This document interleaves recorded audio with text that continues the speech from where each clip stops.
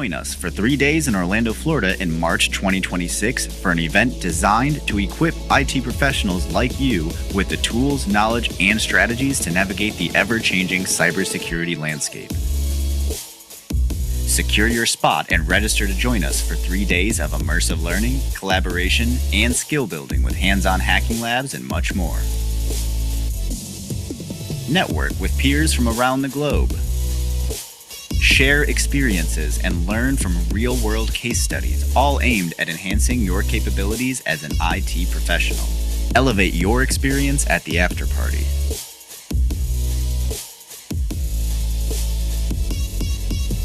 Registration is now open. Register now for Zero Trust World 2026 and take the first step towards a more secure tomorrow.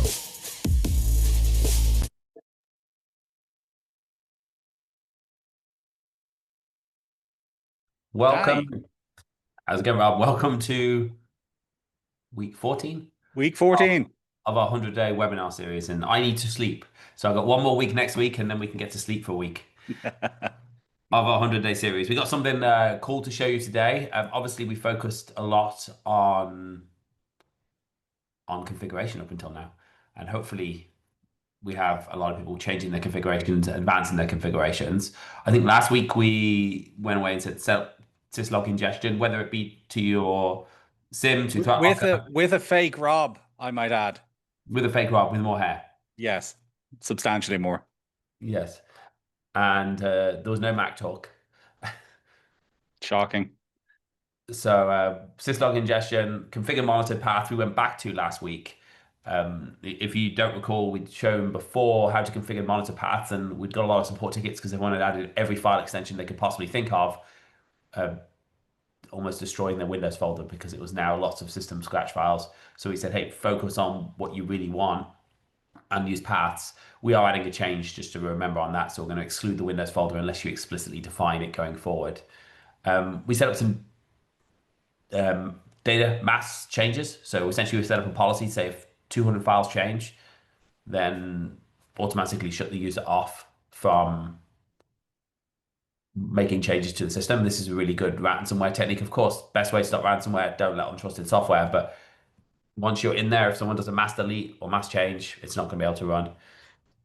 Disable Windows recall, the more scary version of getting to know you. It's really getting to know you.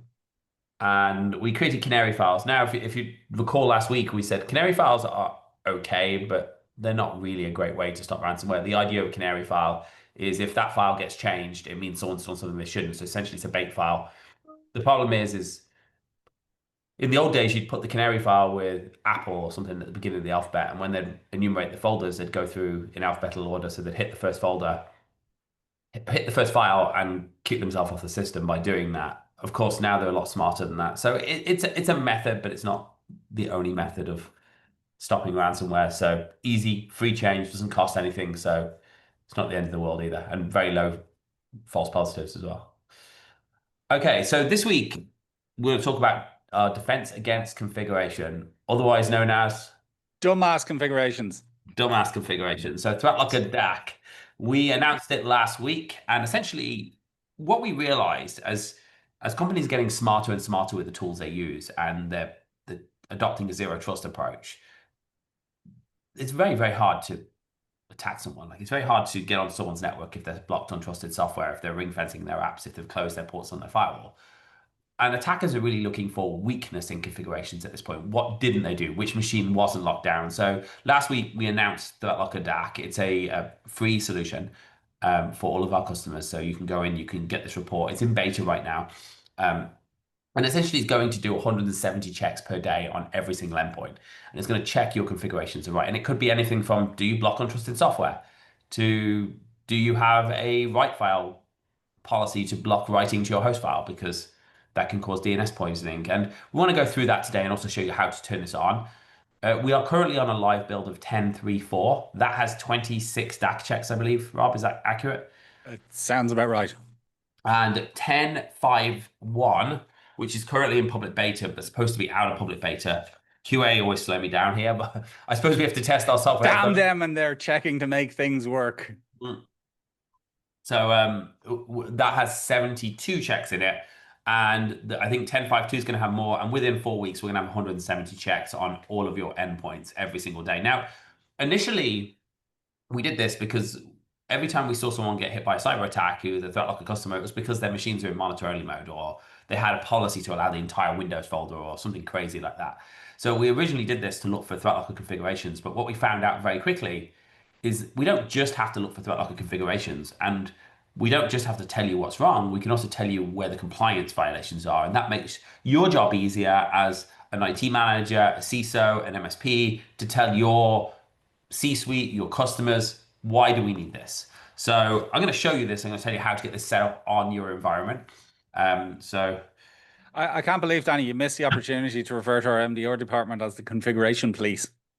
yes, that is essentially 90% of the calls, I'd probably say 99% of the legitimate calls that our MDR team do are because somebody did something really, they opened up RDP on the internet, or the users who are allowed to run TeamViewer or something like that. So they will call and go, hey, you got RDP open on the internet and someone's trying to log into your server. Of course, there are current configuration police. It's not really effective in that it waits for someone to You'd try and get rather on. know about them before they become a problem. So what's going to essentially happen with this DAC is you're going to be able to see your checks. Every endpoint's going to check every single day. And then at the end of every week, you're going to get an email that says you have 5 critical, 3 high, 2 medium configurations. So I'm going to share my screen. The other thing, by the way, just to mention, so the reason we had Fake Rob last week was because I was in Brazil at a Gartner event, and one of the presentations just before mine in Brazil had a slide which was 61% of security leaders have suffered a breach because of failed or misconfigured controls in the last 12 months. Finally, a statistic that isn't between 70 and 90. Yes, 61% to be precise, but misconfigured controls, which is exactly what we're talking about here. What was nice about that, the videos I was receiving from Brazil, you got to go to Brazil, I got to go to Vegas, was the Gartner are actually really starting to peddle this idea of zero trust now. So application control was, I think they referred to as one of the most I think important. they specifically talked about Office calling PowerShell and the Yeah. fact that there should be no good reason for Office to be able to call PowerShell. So yeah. And the configuration. So Gartner are really starting to move towards this. Hey, you need to lock down your system. You need to put controls in place. You need to implement a zero trust strategy. I'm sorry, just on the subject of fake Robs, Zach said this Rob is definitely better. Thank you, Zach. Hopefully Michael's not watching. Okay, let's do this. Let me share my screen here. So I'm going to share here. You can see that, Rob, can you? Not quite yet. Yes, I can. Okay, so first thing to know, in the health center here, we have this configuration. If you don't see it, it's because it's not enabled. Right now, it's a opt-in beta. Now, I'm not going to say there's zero risk because there's always risk in a beta, but it's relatively small because it's not intercepting anything that's going on in your environment. It's a separate check and a separate thread. It's going to run the checks. You need to turn it on. It's not on by default just yet. We're going to wait until it gets out of beta before we turn it on by default. Now, to turn it on, you essentially need to set an option. So if you go to your organizations page, click on the little cog here, go to your options, and just add this option called Enable DAC. Also, not a bad idea to add this debug DAC, so debug colon DAC. So to do this, I might as well tell you, I don't like how you have to type this because it doesn't let you press enter. So you press enable DAC and then you click on it underneath. Well, I said DAG there, but same principle. If you add that to your option, within 24 hours, we're running a script to turn on the health center, and the endpoints are going to start logging data within 24 hours. So first thing you need to do is make sure you have this set. It's a good idea to put the debug colon DAC, so if there is something wrong, it helps us because we have detailed logs of what's happening. Not required, though. Once you turn that on, make sure your devices are all on 10.3.4 at least. So if they're not on 10.3, or sorry, 10.3.3, I think is the requirement actually, but 10.3.4 would be better. 10.5.1 has a lot more checks in it, but it's not out of beta yet. So it will be this week at some point. So make sure they're on the latest build. As soon as you do that, what's going to happen is every day, every endpoint is going to send up a report to ThreatLocker to say, this is my configuration. Now, if I go into the health center here, I can see the reports. Now, some really cool things about this. And if you see anything wrong, please tell your account manager. We have a lot of data in here. We have lots of people reading it, lots of interpretations. So you might find that some of the compliance stuff is misquoted, and we are modifying and rechecking all of that. But I want to give you an example. So essentially, these are all my checks. I'm on 10.3, so I've got 23 checks actually. And they could be anything like MSHTA is ring fenced. Do we have BitLocker enabled on our C drive? Do we have unside macro files blocked? And I'm going to click on this. And what it's doing is it's literally checking your configuration on your machine to see if this configuration, we don't care how it got there, if it got there through ThreatLocker or if it got there through your IT management tool, we're going to show. When you click on it, you can see detailed as to why, and like I said, we're still updating this with more data as to why this is important. This is useful if you want to show it to your board, your customers. You can also see suggested resolution, so disable, so you can use group policy or Intune to enable macro restrictions, or if there is a ThreatLocker policy, not everything has one, we've got a configuration manager policy link here that I could just download and say disable macros automatically. So we could go and add that in there. Now, macros should be one of those things that was disabled during these 100 days. So if you come back with macros enabled, we've either got a bug or you didn't configure it right. So we're going to find out very quickly. Now, the other thing is these compliance frameworks. And I think these are really, really useful when you have to go to a CFO or a board saying, hey, we should do this. And all of these standards recommend it. So if I click on CIS controls here, for example, I can see they changed it. Where's my macro guard from CIS? Or maybe that's weird. It was there yesterday. Is there two macro policies here? Office, or maybe it's this one, CIS controls, office macros. So this one here, if I go to CIS, yeah, control block, configure systems to block macro execution from Office and downloading. So it will show you the control that's relevant in there, and it will show you direct control. So this one's obviously very explicit, block macros, but also malware defenses, centralized anti-malware logging and alerting, unrestricted macros increase the risk. So it'll tell you other controls that maybe aren't 100% match, but do go towards it. So for example, a system to block malicious software would come under application control as well. So you see all of these in here. If you require FedRAMP or CMMC, they're all going to be in there where the controls lie, and you can see the control number and name as well. We are constantly checking this, and we are in beta. So if you see something wrong, by all means, tell us about it. But we're still reading through all of these controls, checking them, making sure they're right, and we're not putting anything in there that's incorrect.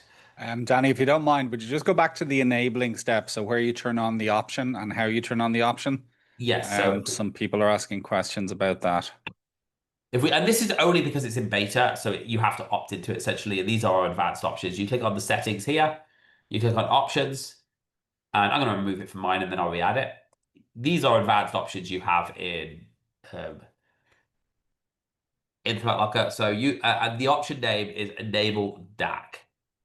So you just type enable DAC, click on it there, capital E, capital DAC. It will add that option. And if we do debug :DAC as well, that will mean we get extra logs. If something does go wrong, why didn't it work? Make sense, Rob? Yeah, just save that, Danny, and just mention as well, if you go into the computers page, you'll probably notice that the machines are now requiring a service restart. Not actually. I don't think that's a requirement, by the way. I'd rather merge on the... Maybe someone in dev can post into Teams and tell me. But I'm pretty sure that it does not require a service restart because there's no driver changes. Sometimes they say so. This tends to be overly aggressive. But worst case scenario, you can restart the agent here when you enable DAC. This is a good test to see if anyone from dev is watching. If you don't want to, enable DAC on every machine at the same time, you can also set the options at a device level. So you can go into a single device. You can click on options and you can type it in here as well. So same thing. And it will just... Brian Phillips is mentioning mine are requiring an agent restart now. It's saying, yeah, I agree. I'm not sure. I think that's a false flag. So there's a bug logged in the UI where it says it requires an agent restart if you make an option change, even if the option doesn't. Some options do require agent restarts, others don't.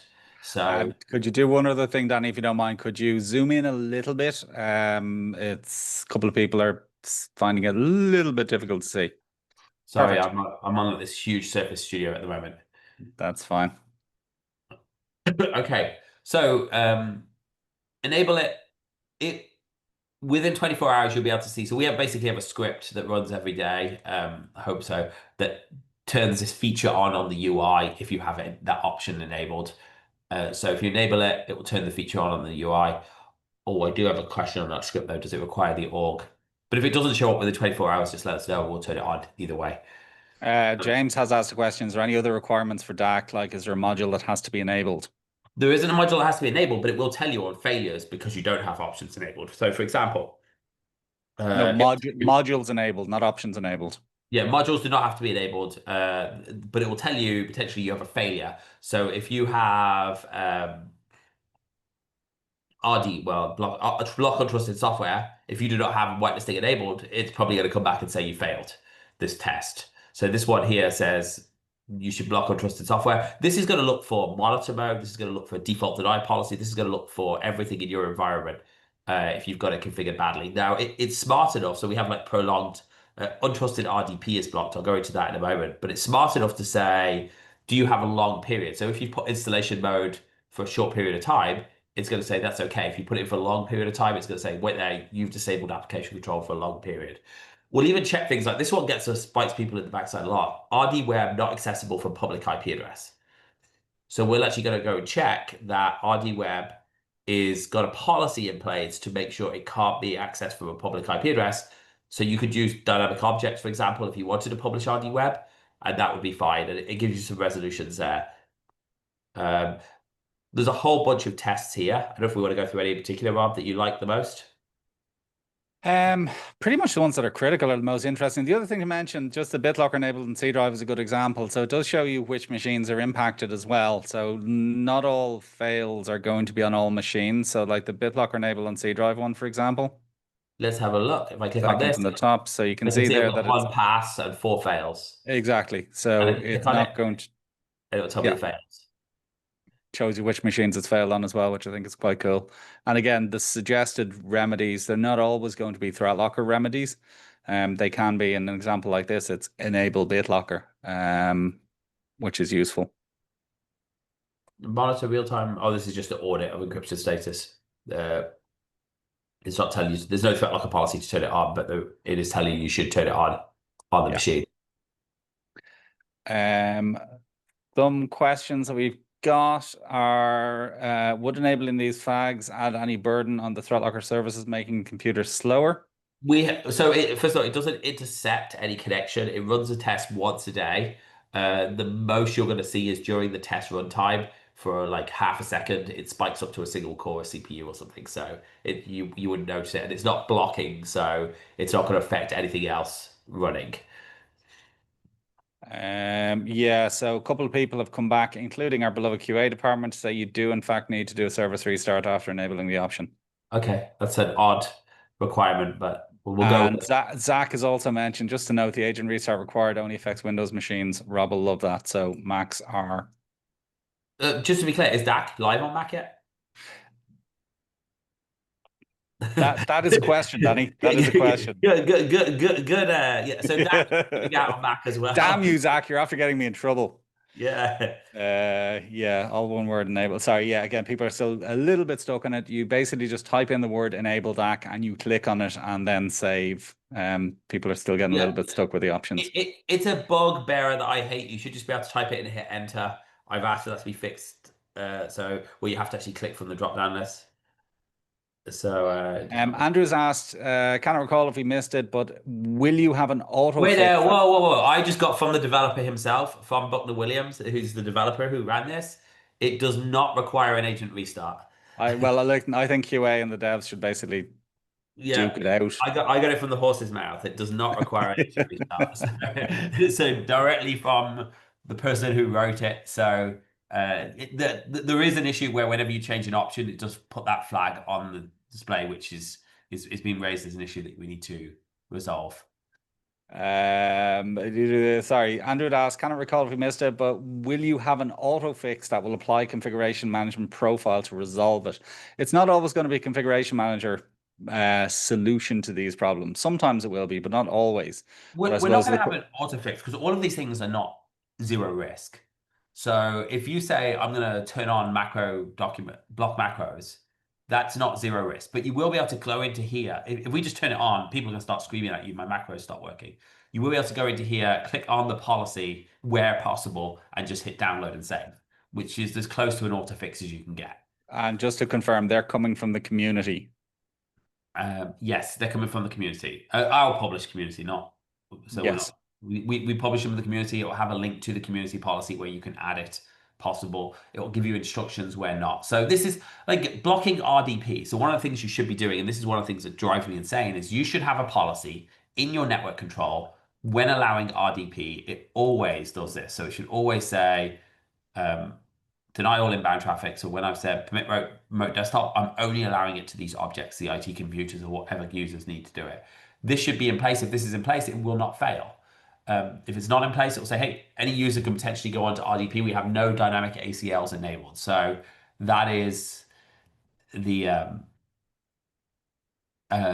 so it's not going to be as simple though as, hey, there's an auto fix, because we don't know who should be using RDP. You guys do, so you can create the policy based on the objects that's more appropriate. Craig has asked, and somebody else had asked something similar.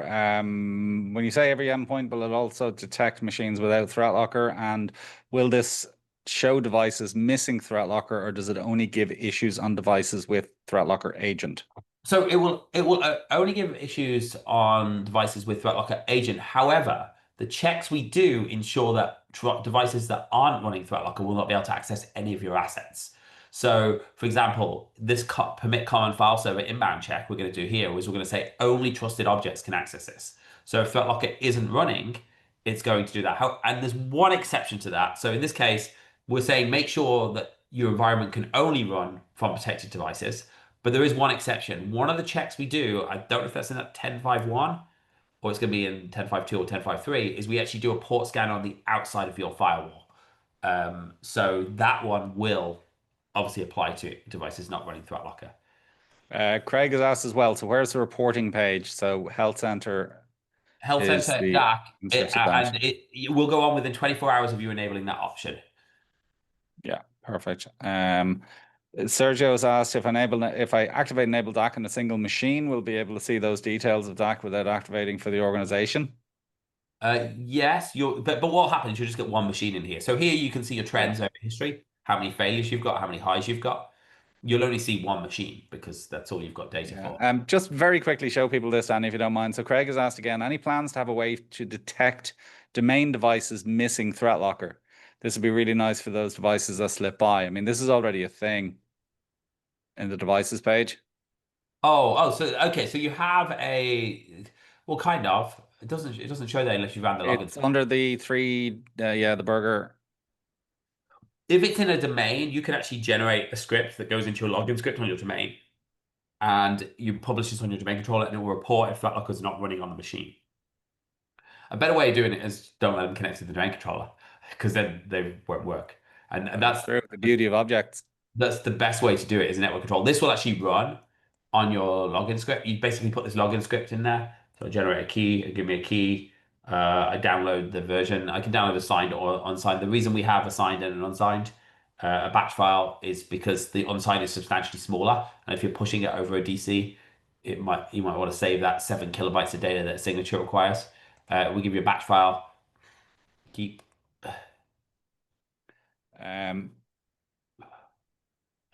no, that's exactly what we're interested. And I can edit that. Basically, what it does is you put this in your login script, and it's going to go and run. You edit the batch file, so this is it's going to run that verified. If it's not running, it will report as a device not running ThreatLocker. But the more important thing is make sure you've got a policy so those devices cannot talk to your network. Remote encryption is a huge problem. So when you set your common file server inbound ports, only trust devices that are running ThreatLocker. So you could go into here and say, I thought you had this. The source. Yeah. Selected. And you can do your entire org if you want file services for your entire org. So you can say Culture Global.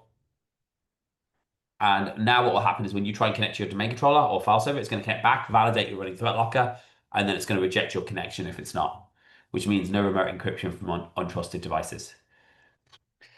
Andrew, I assume ThreatLocker looks at the community scripts before allowing them to publish it, right? So again, maybe just So explain. everything community is published by ThreatLocker unless you subscribe to someone directly. So Correct. everything you see in here is published by someone in ThreatLocker. You'll see by ThreatLocker. When we first released community, we made it wide open so anyone could publish to it, and we found it turned into a political platform in about 10 minutes. Like everything on the internet, really. Yeah, so what we did after that is we allow you to subscribe in groups. So if you're in a peer group, if you're in a group of like an ASAC or something, you could go in and you could subscribe to people. So see, I've got a community identifier. I can rename this and I can give people my identifier so they can subscribe and see my policies individually.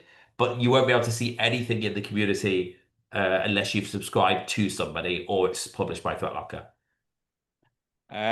So Zach has asked, is this a sliding scan or a cumulative scan? Meaning, does it just show what showed during the scan for the devices that were active, or does it say that machine A didn't have this yesterday but has it today?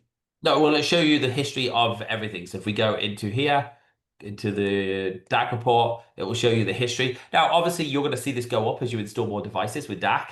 So don't feel too bad about going up, and then you'll see how many go down. And when you click on them, you can see that, I don't know if it shows you the individual machine, but it will show you that how many machines failed that test in that period of time. Yeah, just block MSHDA, don't ring fence it. Jim has asked, are you looking in general for things like blocking RDP or only in ThreatLocker? For example, we have other products that block RDP. So it depends. So we're doing two things. In a lot of things, we're looking in ThreatLocker, but some of the checks aren't. So like most of I'd say 90% of our checks are configuration checks that have nothing to do with ThreatLocker. We're checking the status of your system. For RDP, we're checking a ThreatLocker policy that you only have dynamic ACLs because no one else supports dynamic ACL. So, and the way we test it is we basically pass the policy in and say, does it allow it to run? So if you do have, now we will check RDP is running on the machine. So if RDP is not running, we're not going to check it. We're checking on local and we're checking external. On the port scan, we're checking period. Have you got RDP open on that port scan or not? So you may say you've got no network policy to restrict RDP, but then your port scan might pass saying there's no RDP open on the internet. Eric has asked, how long will this be in beta or when is the expected release? The expected 4 weeks is it will be completely smooth. Well, as smooth as and we're going to continue to add checks in it. So, but 4 weeks is our expected that we're taking it out of beta and it'll be available for everyone without adding the option. A couple of things just going back a little bit. So, anonymous attendee, this series has been great. Thank you for doing this. Quick question: the Zero website, I've asked. Never mind, I passed that on to marketing. The Zero Trust website isn't up to date for 2026. Anonymous attendee, if you put in a global allow policy, will it cascade to child? Short answer is yes. If you put global allow policy yeah, is if you a put global allow. Yes, a global for a global allow whitelisting.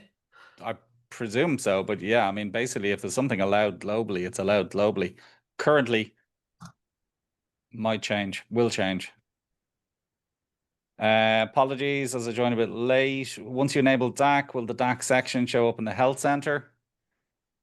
24 hours? Yeah, once you enable it, it will show up within 24 hours. Yeah. We run the script once a day to turn it on once that option's turned. Interesting question from Hunter. Is there a way to assign a framework to an org and only show compliance checks that apply to that framework? There is not, and we are planning on releasing a compliance manager project, which is much more in-depth, which is much more in-depth that goes into allow you to select certain compliance frameworks like FedRAMP or CIS. Our focus is really on security with this, not necessarily on compliance, but we are helping you achieve security by telling you where the compliance frameworks fall down. We will be having an advanced version of this that allows you to look at trending compliance frameworks and specify frameworks that you have to comply with and where they failed. Excellent. Dennis Teague has noticed that Danny has a little bit of a cold today. What happens in Vegas doesn't stay in Vegas. Yeah, no, it comes home with you. A little bit more than a cold, yeah. No, Cindy, what is that report button again called that is in beta that will check all configurations? The report button? There's run DAC checks? On the run DAC check, this basically does a rescan now. So if you fix something, you can do a rescan. Cool. in the middle of the day. Zach is posting something about men. I'm not entirely sure what he's talking about there. Is configuration management add-on required for DAC? No, but obviously, and configuration management is normally free in our Protect package, so most people have Configuration Manager, but it's not a requirement for DAC. We're going to report on it, and you don't have to fix it with Configuration Manager. Obviously, it's easy for us to say, hey, change this Windows registry key using Configuration Manager, but you can fix it with other methods too. Yeah, so basically you don't need it. Okay, I've run out of interesting questions. Yeah, Benedict, I seem to recall you said there will be something like 170 DAC checks daily. Does that eat a lot of CPU/memory and devices? Maybe that's not a stupid question, Benedict. It's very, very quick. It's like half a second. The CPU spikes up on one core for half a second. It's very quick. We have not been able to spot it whatsoever at all. Chris Rutz, I like free things. Yes, can confirm. Chris Rutz does like free things.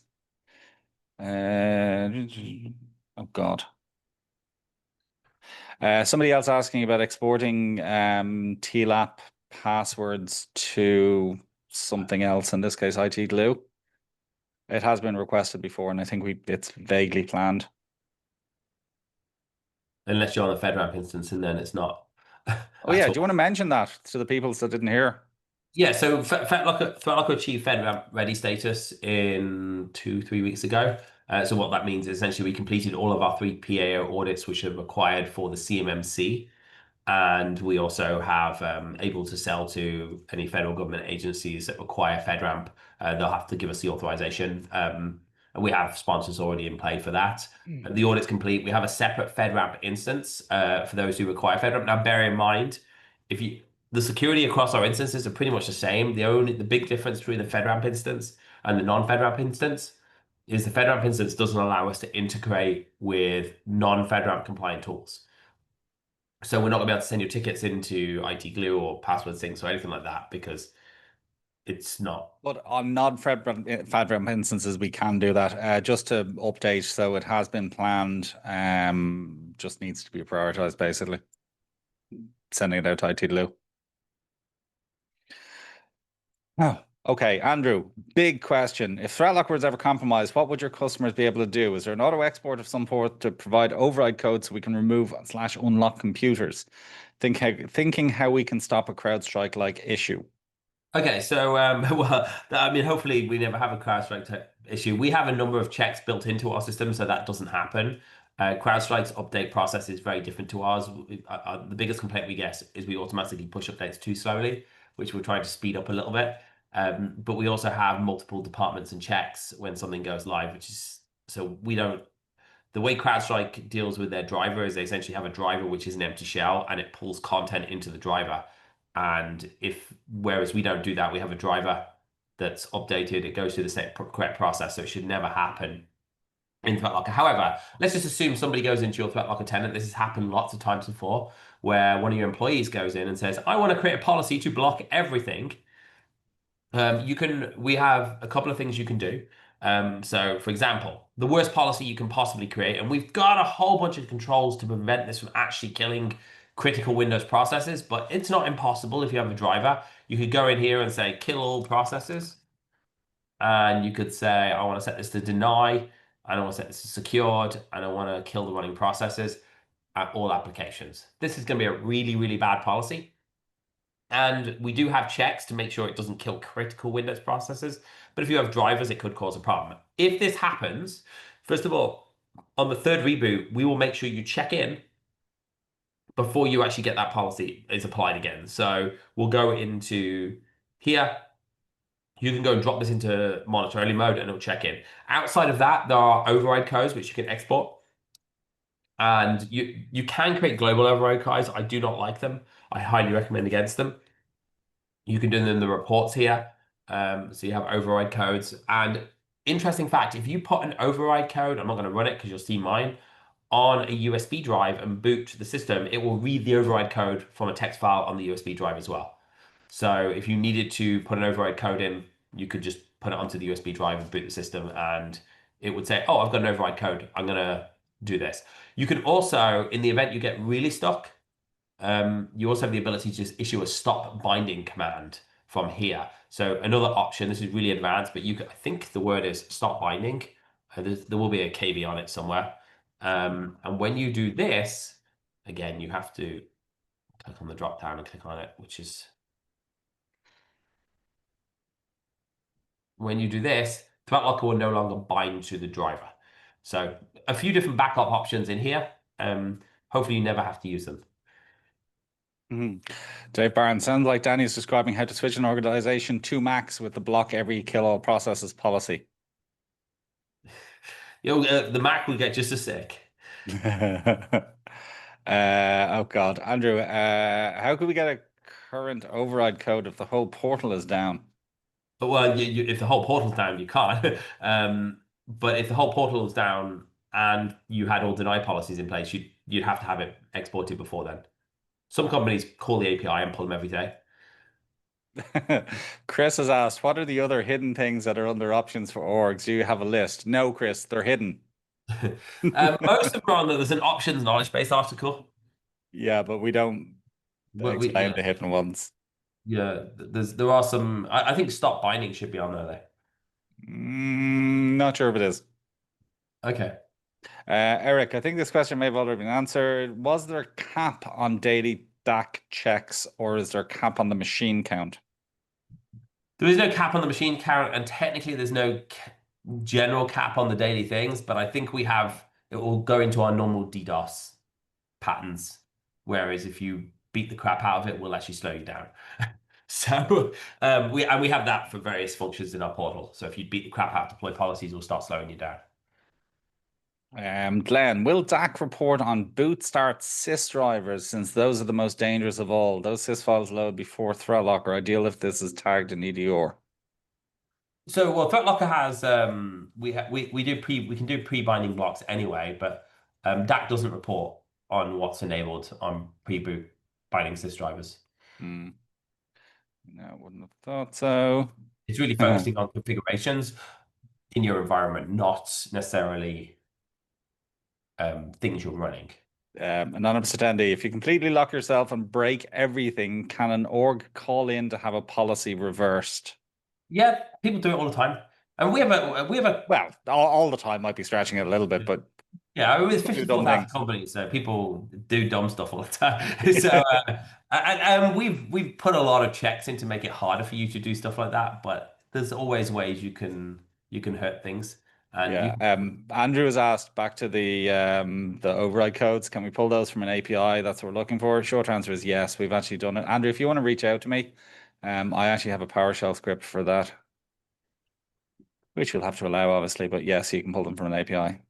But don't store them on your main network. Yes, don't do that.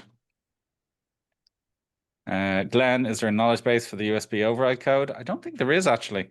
But we'll I make would that imagine happen. there is, but I know it's in there. So if not, there should be one. Yeah. Search KB for USB override code. Or just override code. If Anonymous attendee, will this be called TLDAC so we don't one. get confused with other names like WDAC? Well, obviously TLDAC is better. It's more letters. Yeah, WDAC is not really the same thing. So let me override code, see if it's in the KB. If not, it'll be in there by the end of the day.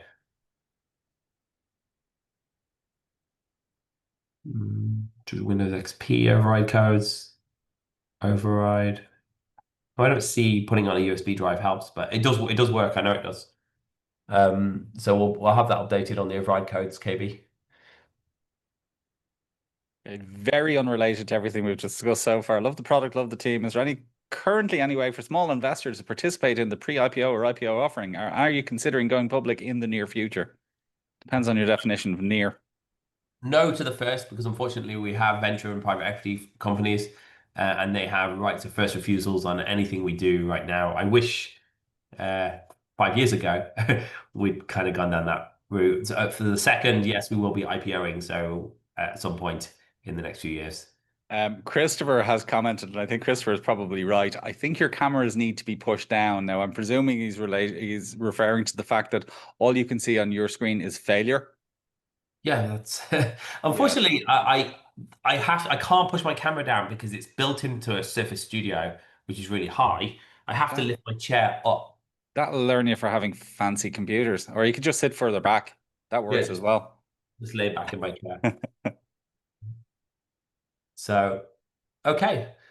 Um, well, guys, next week we're going to be doing just a final review of everything. So please look forward to seeing everyone next week. And anything else we need to add, Rob? No giveaways this week. Um, Skylar Parker commented, "Embrace failure." No, don't embrace failure, Skylar.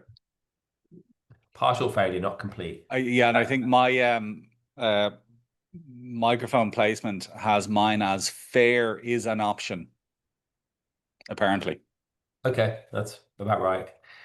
Um, so, guys, if we can uh, look forward to seeing everyone next week. If you turn on dark, like I said, you've got to be on the latest agent build, so please have that. If you see any issues with it, please report them and we'll get them resolved really, really quickly. There is a lot of checks in there, so we've been testing and testing and going through them, but I'm sure there's going to be some issues. Not system issues, more like it said something was wrong when it wasn't wrong. But please report it. We will get it fixed really quickly. But thank you everyone for your time. Thank you, Rob. Thank you, Danny. Oh, by the way, we ever want to know how to get these finished promptly and on time in future, we know the answer, which is just get Danny sick. Yeah. 45 minutes, boom, done. Yeah. Thank you. Send me to Vegas for 2 days and get 2 hours sleep. That's a great recipe for immune system. All right. Thank you very much, Danny. Thank you, everyone. Thank you. Have a good one. Bye-bye.